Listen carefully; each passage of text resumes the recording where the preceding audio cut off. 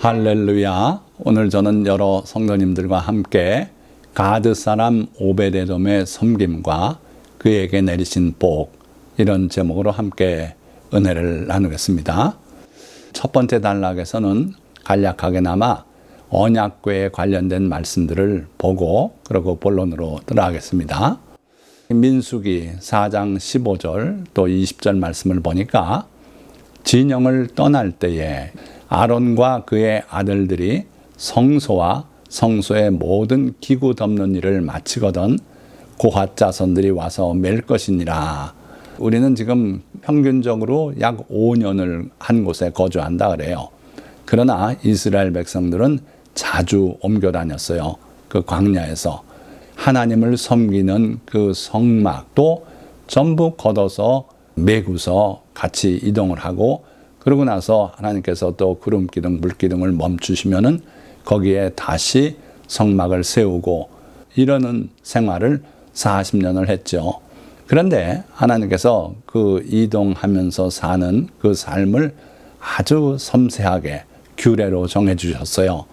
하나님의 규례라는 것이 다른 것이 아니라 하나님의 뜻에 따라서 이렇게 하라고 우리보다 뛰어난 하나님의 지혜로 알려주신 게 규례예요. 그런데 그 규례를 무시하고 우리의 생각대로 이게 더 낫지 않겠나 이렇게 해서 살아가다 보면 많은 어려움을 겪게 되죠. 자, 그래서 진영을 떠날 때에 아론과 그의 아들들이, 즉 제사장이죠, 그들이 성소와 성소의 모든 기구를 덮는 일을 마치거든 가장 거룩한 장소가 지성소 아닙니까? 그 안에는 하나님의 언약궤가 있고, 그런데 그 지성소의 그 언약궤를 덮어요 일단. 그러고 나서 성소에, 거기엔 뭐가 있냐면 등잔대가 있죠. 10개가 있습니다. 그리고 진설병을 두는 상이 있고요. 그리고 또 하나님 앞에 향을 피워드리는 향단, 다 순금으로 되어 있습니다. 그 모든 성물을 아론 자손들이 와서 덮지요. 그리고 다 되면은 비로소 고핫 자손들을 불러드립니다. 그래서 고핫 자손들이 들어와서 그걸 메고 이동에 나섭니다. 자, 그래서 은나팔을 불고 그걸 신호로 삼아서 온 백성이 이동을 시작하게 되는 그런 모습이죠. 어떻든 고핫 자손들이 와서 맬 것이라. 그런데 이제 그 다음에 아주 심각한 경고가 있어요. 그러나 성물은 만지지 말라.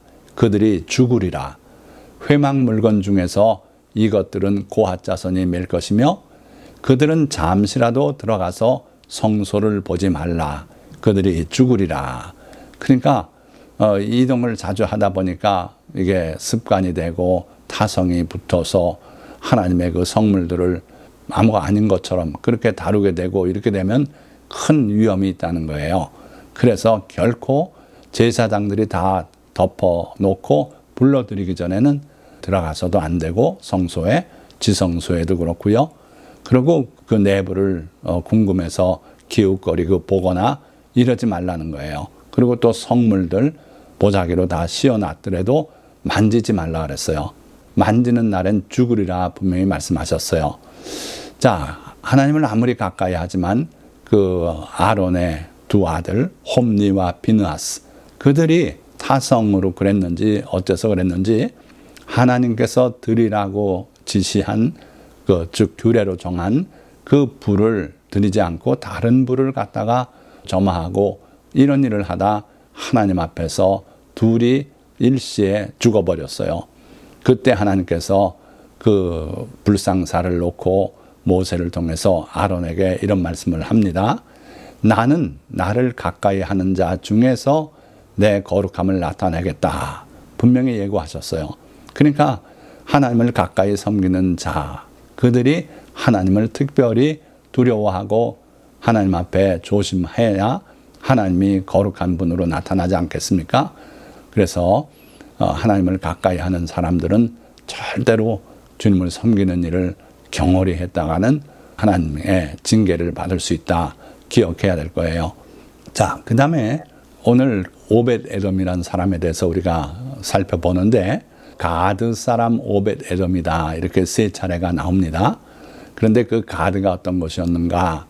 블레셋의 오래된 영토고요. 그리고 이 블레셋 사람들이 하나님의 언약궤를 전쟁에 이겨서 탈취한 적이 있어요. 자기네 성읍에 옮겨 신전에 들여놨다 큰 코를 다치고 많은 사람이 죽고 결국 그들이 하나님 앞에 금으로 예물까지 쥐 모양으로 5개 또 독종 모양을 5개 만들어서 그 예물과 함께 돌려보내서 겨우 그 이상의 화를 면한 적이 있죠. 그때 그 언약궤가 머물렀던 도시를 우리가 살펴보면은 에베네셀, 이스라엘 땅이죠. 전쟁에 나섰다가 거기서 빼앗겨서 아나돗으로 옮겼어요. 블레셋 성읍입니다.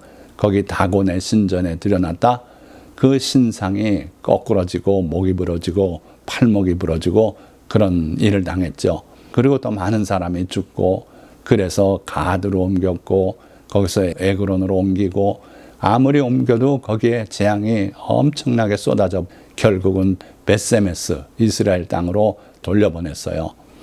자, 그랬는데 그 경로에 보면 가드가 나오죠. 잘 아시는 골리앗의 고장이 또 가드입니다. 그러니까 가드는 블레셋 땅입니다. 그런데 오늘의 주인공 오벳 에돔은 바로 이 가드 출신 사람이다. 이렇게 돼 있어요. 그런데 다윗 때 다윗이 그 가드를 점령하고 이스라엘 영토로 삼은 적이 있어요. 그러니까 이때 가드에서 태어났다면 당연히 가드 사람이라고 불러도 무방할 거예요. 그래서 오벳 에돔은 꼭 이방인이라고 볼 수 없다 하는 걸 염두에 두시기 바랍니다. 자, 그래서 사람들이 놀라서 달려와 가지고 기뻐하면서 언약궤를 열고 그 안을 들여다봤어요. 그때 하나님께서 그들을 치셨다 그랬고 하나님께서 쳐서 5만 70명이 죽었다. 사무엘상 6장 19절의 말씀이죠. 그러자 그 벳세메스 사람들이 이 하나님의 거룩한 언약궤를 자기들이 감당할 수 없음을 알고 기럇 여아림 주민들에게 전령을 보내서 너희 성읍으로 이 하나님의 언약궤를 옮겨가라. 그래가지고 결국은 기럇 여아림으로 갔다가 아비나답의 집에 20년간을 머물게 되죠. 자, 다윗이 왕이 돼서 하나님의 성막들 그건 다 옮겨서 다윗성에 설치했는데 가장 중요한 언약궤가 없는 거예요. 그래서 그 언약궤를 수소문해 보니까 아미나답의 집에 있습니다. 그래가지고 하나님의 언약궤를 옮겨오는 다윗성으로 옮겨오는 행사를 벌이게 되었어요. 기록된 내용 보니까 사무엘하 6장 3절 그들이 하나님의 궤를 새 수레에 싣고 나름대로 정성을 발휘한 거죠. 새 수레를 만들어서 거기다 실었다 그랬어요. 원래 하나님의 규례대로 한다면 고핫 자손 레위인이 어깨에 메고 운반해야 되고 둘러싸서 사람의 눈에 보이지 않게 그렇게 했어야 돼요. 그런데 소각근은 수레에 실었고 이 그림대로라면 또 보자기도 덮지 않았어요. 그리고 또 은나팔을 만들어서 불면서 이동해야 되는데 은나팔도 보이지 않아요. 그러니까 정성을 다한 것 같지만 하나님의 뜻과는 달라진 방식을 취하고 있는 거죠. 우리는 하나님이 정하신 하나님의 뜻에 따라 거기에 따라 살아가는 게 하나님을 기쁘시게 할 수 있는 것이다. 이걸 기억하시기 바랍니다. 자, 그런데 그 잘못된 방식으로 나갔는데 처음엔 잘 되는 줄 알았죠. 얼마 가다가 나곤의 타작마당에 이르러서 소들이 뛰기 시작했어요. 그러니까 하나님의 언약궤가 술에서 미끄러져서 땅으로 곤두박질해서 박살이 날 수도 있는 그런 상황이 되는 거죠. 그러니까 우사가 손을 들어 하나님의 궤를 붙들었다 그랬어요. 잘한 것입니까? 결코 그렇지 않아요. 하나님의 일을 하나님이 하시는데 이 우사가 하지 말라는 행위를 거기에 덧붙인 거죠. 그래서 여호와 하나님이 우사가 잘못함으로 말미암아 진노하사 그를 그곳에서 치시니 그가 거기 하나님의 궤 곁에서 죽으니라. 자, 이쯤 되니까 결국 언약궤 운반 작업은 거기서 멈춰버렸어요. 아까도 말씀드렸지만 아론의 후손 제사장들이 덮은 후 고핫 자손들이 와서 매라고 하셨고 만지지 말라 하셨고 성물을 보지 말라 하셨는데 여기에 어그러진 행동이 있을 때마다 하나님은 그들에게 심판을 내리셨어요. 그러니까 만지지 말라 했는데 그가 그 궤를 붙드니까 하나님께서 우사를 쳐서 그 궤 곁에서 죽었어요. 그러니까 우리가 이런 걸 꼭 기억해야 돼요. 하나님을 섬길 때는 하나님의 방법대로 해야 된다 하는 거죠. 자, 이어서 다윗이 그날에 여호와를 두려워하여 하나님을 기뻐하고 하나님을 신뢰하고 사랑하고 하나님을 가까이하고 이래야 마땅한데 하나님을 두려워했다 그랬어요. 잘못된 두려움입니다. 두려워해서 여호와의 궤를 옮겨 다윗성 자기에게로 메어가기를 즐겨하지 아니하고 가드 사람 오벳 에돔의 집으로 메어간지라. 하나님의 언약궤 이거 안 되겠다. 나한테 왔다 또 무슨 일이 벌어질지 어떻게 알겠는가. 그래서 가드 사람 오벳 에돔의 집으로 메어갔다 그랬어요. 그러자 여호와의 궤가 가드 사람 오벳 에돔의 집에 석 달을 있었는데 여호와께서 오벳 에돔과 그의 온 집에 복을 주시니라. 놀라운 일이 벌어졌어요. 그 석 달 동안 오벳 에돔과 그의 온 집에 복을 주시니라. 분명하게 그렇게 기록하고 있어요. 자, 세 번째 단락. 오벳 에돔과 그의 집안에 내리신 복을 살펴보겠습니다. 오벳 에돔이 하나님의 언약궤를 받아들여서 어떻게 했다는 기록은 전혀 없고 또 오벳 에돔이 제사장이었단 말도 없습니다. 고핫 자손이란 말도 없습니다. 그러니까 이 사람의 신분에 대해서는 우리가 전혀 알 도리가 없어요. 그러나 어쨌든 하나님의 언약궤가 그의 집에 머물렀고 그동안에 하나님이 복을 내리셨어요. 내리신 복은 자세히 기록이 되어 있어요. 자, 역대상 13장 14절의 말씀 보니까 하나님의 궤가 오벳 에돔의 집에서 그의 가족과 함께 석 달을 있으니라. 그 식구들도 하나님의 언약궤가 들어온 걸 반대하고 나 여기 못 삽니다. 이러다 죽을지 어떻게 합니까? 그러고 도망가고 이사가고 그런 사람의 이야기도 없어요. 그러니까 그 가족들이 함께 하나님의 언약궤를 모셔놓고 그 불편을 감수하면서 살았던 거죠. 그래서 여호와께서 오벳 에돔의 집과 그의 모든 소유에 복을 내리셨더라. 복은요, 하나님께서 사람에게 1차적으로 내리시지만 사람뿐 아니라 그 집안에 있는 모든 물질에도 복을 내리셔요. 그래서 우리가 손대는 것마다 다 복을 받아서 떡반죽 그릇이 복을 받고 그렇게 약속하지 않았습니까? 그러니까 내가 차를 타고 다닌다면 그 차가 복을 받아서 고장이 안 나고 사고 안 당하고 또 벌과금 딱지 떼는 일 없고 그렇게 하나님의 은혜 가운데 살아요.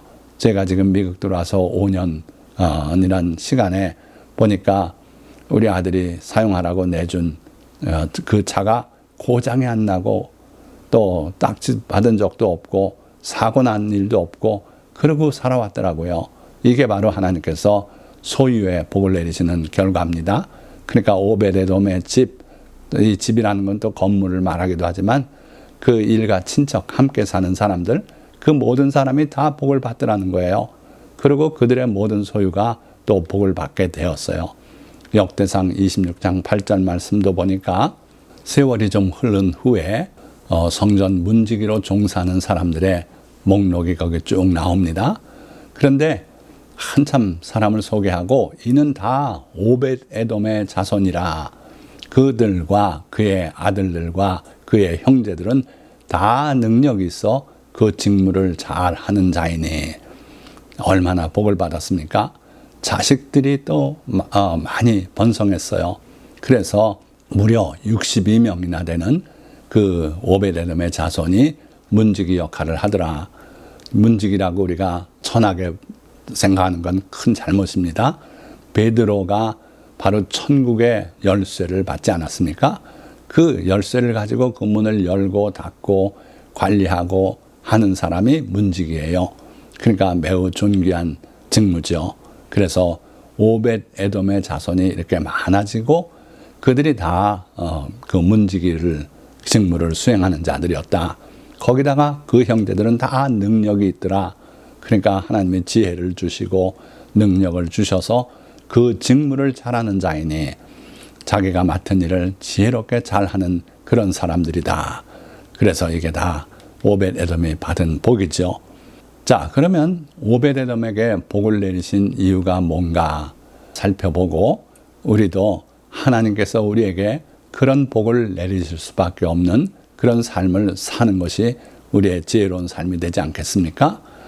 자, 첫째로는 하나님의 성품 때문이에요. 냉수 한 그릇을 대접해도 상을 결코 잃지 않겠다고, 상 주시겠다고 예수님이 약속하지 않습니까? 하나님 아버지 또 우리 주 예수 그리스도의 동일한 성품이에요. 그래서 우리가 하나님을 위해서, 예수 그리스도를 위해서, 주님의 교회를 위해서 무언가 수고를 감당한다면 그것이 비록 냉수 한 그릇에 불과할지라도 그 상을 결코 잃지 않겠다 그러셨어요. 그런 분이시기 때문에 하나님의 언약궤가 그 집에 들어가서 자리 잡고 석 달을 불편을 초래하고 있는데도 그걸 다 감수한 오벳에돔, 또 그 가족들, 일가 친척들 하나님께서 복을 안 주실 수 없어요. 그래서 하나님께서 복을 내리셨고요. 특히 그 누구도 반기지 않을 때 이 오벳에돔이 하나님의 언약궤를 받아들였거든요. 마치 지극히 작은 자로 우리에게 다가오셨을 때 그를 영접하고 먹을 걸 주고 그에게 따뜻한 잠자리를 하루라도 제공하고 이럴 때 하나님께서 이 지극히 작은 자 하나에게 한 것이 곧 내게 한 것이다. 너희는 영원한 천국을 상속받으라고 말씀하시지 않습니까? 그러니까 바로 그러한 상황 속에서 오벳에돔이 하나님을 영접하고 하나님의 언약궤를 받아들이고 했기 때문에 지극히 작은 자를 맞아들인 것 같은 그런 상황이었어요. 그래서 하나님께서 복을 주셨다 볼 수 있고 어찌되었든 여호와와 연합해서 주님을 경외하고 섬겼기 때문에 이 오벳에돔은 이런 큰 복을 받게 된 거죠. 자, 이렇게 오벳에돔이 하나님의 언약궤를 그 집으로 모시고 석 달 만에 큰 복을 받는 그 사실을 사람들이 보고 깨달았어요. 그래가지고 그 소문이 다윗의 귀에까지 들어갔습니다. 그러자 다윗이 하나님의 언약궤를 다시 옮겨오기로 결심하고 이번에는 하나님의 규례에 따라 일을 했어요. 그래가지고 소 수레에다 싣고 오지 않고 레위인들이 어깨에 메고 또 온갖 악기 대신 어쩌면 굉장히 소박해 보일지 몰라도 은나팔을 만들어서 나팔을 불면서 이전 행사를 했어요. 그래가지고 결국 다윗성에 하나님의 언약궤를 들여놓고 그리고 하나님을 섬기게 되었죠. 이때 다윗은 기뻐서 언약궤를 맨 레위인들이 6발자국으로 옮기자 하나님께 큰 제사를 드리고 그리고 그 언약궤를 뒤따라가면서 하나님을 찬양하고 춤을 추고 언약궤가 다윗성에 도착할 때까지 그렇게 했어요. 그러니까 이때 다윗이 하나님을 절대적으로 신뢰했다. 이걸 우리가 알 수 있죠. 이제 다윗은 하나님과 화해가 이루어지고 하나님을 다시 가깝게 섬기는 그런 귀한 믿음을 회복했던 걸 알 수 있습니다. 자, 그래서 여러분들이 이 오벳에돔의 겸손한 섬김 또 수고를 감당했던 그 섬김을 기억하시고 모든 사람들이 다 꺼리고 기뻐하지 않는 그러한 수고를 여러분들이 감당해서 이와 같은 오벳에돔이 받은 복을 받아 누리시기를 주님의 이름으로 축원드립니다. 자, 말씀을 맺겠습니다. 하나님을 사랑하는 다윗은 하나님의 언약궤를 다윗성으로 모셔오려 했습니다. 다윗이 3만 명의 국민을 소집하고 새 수레에 언약궤를 싣고 각종 악기를 연주하며 출발했지만 소가 뛰자 웃사가 언약궤를 만졌습니다. 이때 하나님께서 웃사를 치시자 웃사가 죽고 행사는 중단되고 말았습니다. 그러자 다윗은 두려워서 언약궤를 자기 성으로 모셔오기를 꺼려하여 가드 사람 오베데돔의 집으로 옮겨두었지만 하나님은 그 궤를 자기 집안에 받아들인 오벳에돔과 그의 집안에 큰 복을 내리셨습니다. 그 복은 언약궤가 떠난 후에도 계속되어 오벳에돔은 성전 문지기로 하나님을 섬기는 자가 되었고 그의 이름이 성경에 기록되게 하셨으며 그의 자손들까지 능력 있는 지도자로 세움받고 그 이름 역시 성경에 기록되는 큰 복을 받았습니다. 이 설교를 들은 모든 성도님들도 오벳에돔처럼 주님을 사랑하고 수고로운 섬김을 기꺼이 감당하여 귀한 복을 받아 누리시기를 예수 그리스도의 이름으로 간절히 축원드립니다. 기도하겠습니다.